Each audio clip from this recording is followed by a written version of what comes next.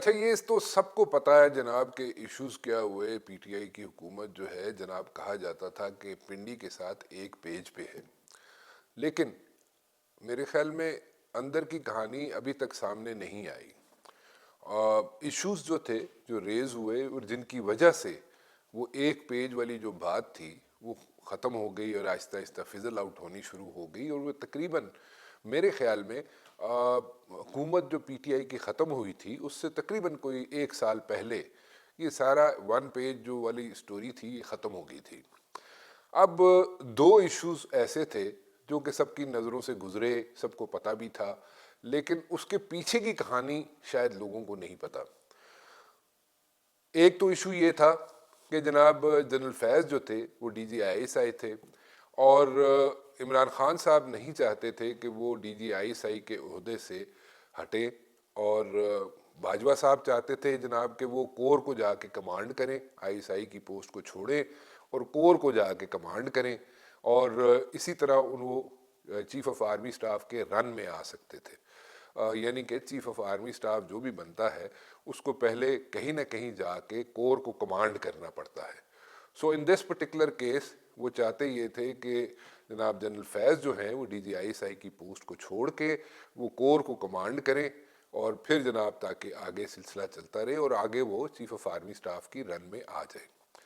لیکن عمران خان صاحب یہ چاہتے تھے کہ وہ جتنا عرصہ رہ سکتے ہیں ڈی جی آئی ایس آئی اتنا عرصہ رہیں، اور اس میں تقریباً 6 ماہ کے لیے وہ چیزیں آئی وڈ سے کہ بیک برنر پہ بھی چلیں گئی، اور 6 ماہ تقریباً جو ہے جنرل فیض جو ہے ڈی جی آئی ایس آئی رہے. 6 ماہ پہلے جو تھے وہ اس پہ بڑا زور لگایا گیا کہ جناب وہ کور کے لیے جائیں اور D G I S I کی پوسٹ سے ہٹ جائیں، اور یہ باجوہ صاحب کی بھی خواہش تھی اور ویسے بھی ایس او پی تھا جو میری اطلاعات ہیں.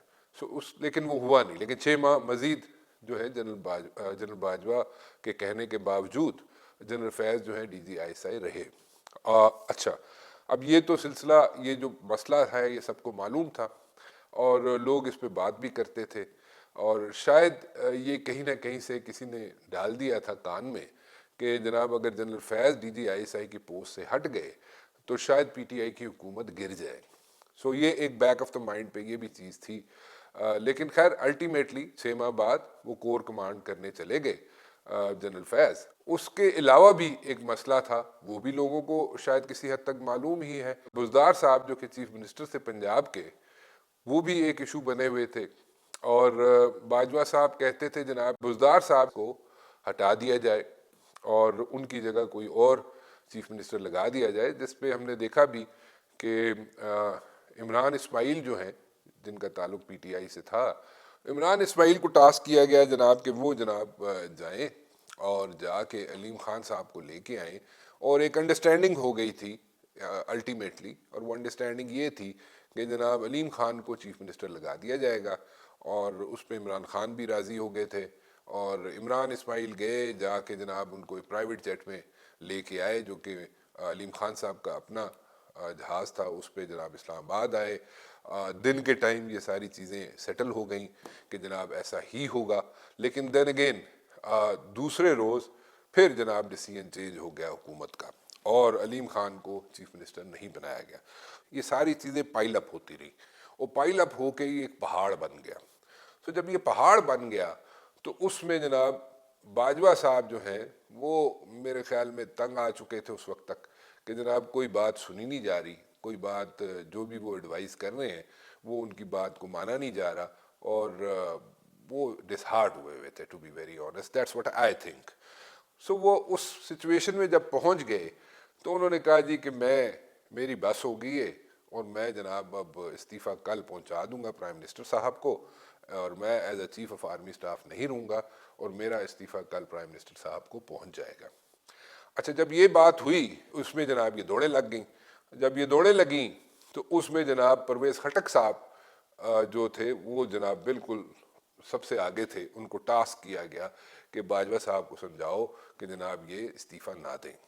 خیر باجوہ صاحب کو فون کیا جناب پرویز خٹک صاحب نے. یہ انفارمیشن میں آپ کو وہ دے رہا ہوں جو پہلے کبھی نہیں آئی، کہیں سامنے نہیں آئی یہ information, and I can vouch for this thing کہ یہ بات ہوئی. I will give you the date, I will give you میں تاریخ بتاؤں گا آپ کو، کس دن پرویز خٹک صاحب نے رابطہ کیا باجوہ صاحب سے اور باجوہ صاحب کو فون کیا اور انہوں نے کہا جناب کہ میں ملنا چاہتا ہوں. انہوں نے کہا جی میں تو شہر میں نہیں ہوں، آئی ایم آؤٹ آف سٹی، تو آپ جو ہے مجھے فون پہ کیا بات کرنا چاہیں گے. تو انہوں نے کہا جناب کہ آپ جو ہیں میں آپ کے پاس آ کے ملنا چاہتا ہوں. یہ بات ہے جناب 17 مارچ 2022 کی، جب پرویز خٹک صاحب نے موبائل پہ باجوہ صاحب سے رابطہ کیا. باجوہ صاحب نے کہا جی I am not in the town, I am out of town, تو آپ جو ہے کسی سیکیور لائن سے مجھے فون کریں، سیکیور لائن سے میرے سے بات کریں. اور پھر سیکیور لائن آپ کو پتہ ہے ہر ایک کے پاس تو سیکیور لائن ہوتی نہیں ہے. سو انہوں نے سیکیور لائن جو جہاں پہ موجود تھی وہاں جا کے پرویز خٹک صاحب نے ان سے بات کی. انہوں نے کہا جناب کہ یہ آپ کام نہ کریں اور یہ جناب آپ استعفیٰ شیفہ نہ دیں، نہیں تو یہاں پہ تو مسئلے مسائل پیدا ہو جائیں گے حکومت کے لیے، تو آپ مت جائیں. سو انہوں نے کیا جواب دیا باجوہ صاحب نے، کیا نہیں دیا، اس میں تھوڑا سا وقت لگا. اس میں آئی وڈ سے کہ یہ سلسلہ کو تقریباً 4 سے 6 دن تک یہ سلسلہ جاری رہا کہ باجوہ صاحب کو حکومت والے مناتے رہے، اس وقت کی حکومت والے مناتے رہے اور کہتے رہے جناب کہ آپ استعفیٰ نہ دیں. یہ پرویز خٹک صاحب میں رپیٹ کرتا ہوں جناب کہ جو پہلا رابطہ کیا ان کے ساتھ باجوہ صاحب کے ساتھ وہ تھا 17 مارچ 2022 کو. خیر اس سے پہلے بھی ایک جناب سچویشن بنی ہوئی تھی، یعنی کہ سارا کام جو تھا ان کو منانے کا، باجوہ صاحب کو منانے کا حکومت کی طرف سے کام جو تھا یہ پہلے بھی شروع ہو چکا تھا. اور ایک رابطہ جو تھا وہ کیا تھا 14 مارچ کو، 14 مارچ 2022 کو اسد عمر صاحب نے بھی باجوہ صاحب سے رابطہ کیا اور وہ آرمی ہاؤس پہنچ گئے اور وہاں پہ جا کے انہوں نے کہا جناب کہ آپ ریزگنیشن والی بات نہ کریں، ریزگنیشن نہ دیں تو نہیں تو ہمارے لیے یعنی کہ پی ٹی آئی کی حکومت کے لیے مسائل پیدا ہو جائیں گے. خیر اس کے ساتھ ساتھ جناب اسد عمر صاحب تو تھے ہی تھے، پرویز خٹک صاحب تو تھے ہی تھے، لیکن فواد چودھری صاحب کو بھی ٹاسک کیا گیا حکومت کی طرف سے کہ آپ بھی جا کے جناب باجوہ صاحب کو منائیں. خیر باجوہ صاحب کو منانے کے لیے یہ تینوں سرگرم ہو گئے. یہاں پہ یہ بات کرنے کا مقصد یہ تھا کہ میں صرف اور صرف حقائق آپ کے سامنے رکھ رہا ہوں، ڈیٹس دے رہا ہوں آپ کو. میں ڈیٹس کے بغیر بات نہیں کر رہا، میں جناب پکے پیروں پہ بات کر رہا ہوں اور یہ کہہ رہا ہوں کہ جناب رابطہ باجوہ صاحب کو منانے کے لیے پرویز خٹک صاحب نے کیا 17 مارچ 2022 کو، اور ان کو کہا گیا کہ باجوہ صاحب نے کہا کہ میں آئی am not in town, I am out of town اور آپ مجھے کسی سیکیور لائن سے فون کریں. پھر انہوں نے سیکیور لائن سے پرویز خٹک صاحب نے بات کی باجوہ صاحب سے، انہوں منانے کی کوشش کی.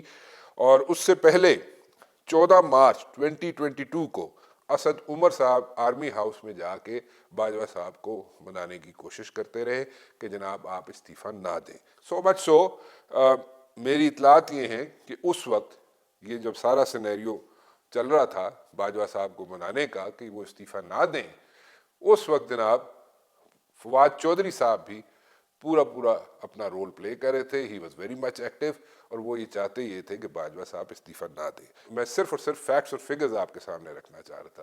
میں نے کہا یہ آپ کو ذرا ریکارڈ کے لیے ساری چیزیں سامنے رکھ لوں اور آپ کو ڈیٹس کے ساتھ بتا رہا ہوں کہ کس کس شخص نے کوشش کی کہ باجوہ صاحب استعفیٰ نہ دیں. خیر الٹیمیٹلی باجوہ صاحب نے استعفیٰ نہیں دیا. اس کے بعد کی کہانی پھر کبھی بتاؤں گا.